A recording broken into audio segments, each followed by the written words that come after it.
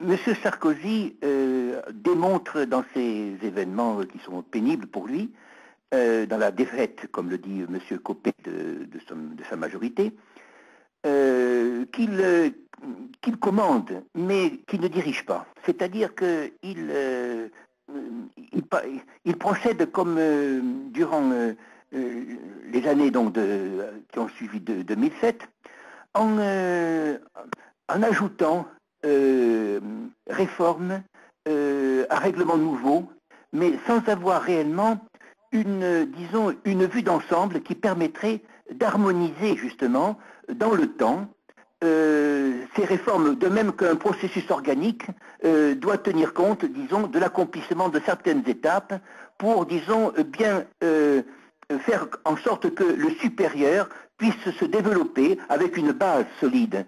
En disant que les Français sentent qu'il y ait une nécessité, bien sûr, de l'action gouvernementale, mais que celle-ci s'accomplisse dans un certain degré de puissance et de liberté.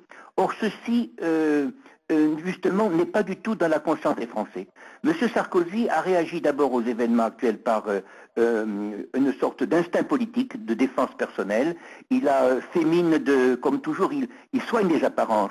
Il a fait mine, disons, de se rallier à l'esprit, disons, uniforme de sa majorité, qui lui reproche souvent de façon égoïste, du reste, son ouverture. Il n'a jamais fait d'ouverture à la gauche. Il a fait une ouverture, disons, à ses camarades situés à gauche, et tous situés, disons, dans le clan sioniste, comme M. Kouchner, par exemple. Les réformes sont annoncées, mais les réformes ne sont pas approfondies. Elles manquent, de concertation, elles manquent aussi de puissance, car ce qu'aurait dû faire M. Sarkozy, ce n'est pas, comme le font malheureusement tous les démagogues, ce n'est pas de flatter le peuple en aboyant, par exemple, contre l'immigration, en mordant contre ses prédécesseurs. Il aurait dû, disons, utiliser son prestige, son prestige de nouveauté, pour faire le bilan de la France, dire voilà quelle est la situation, voilà quel est notre endettement, le dire avec patience, mais il n'a pas justement de charité naturelle, le dire avec autorité, mais il ne cherche pas, répétons-le, à gouverner, il cherche à se maintenir. Il y a là une nuance qui fait qu'il est très non pas original, mais en rupture justement avec ses prédécesseurs. Là, il a voulu une rupture, il l'a. Et malheureusement aujourd'hui, il a 71% quand même des Français qui estiment qu'il n'est pas à sa place. Disons que le succès, même idéal, de M.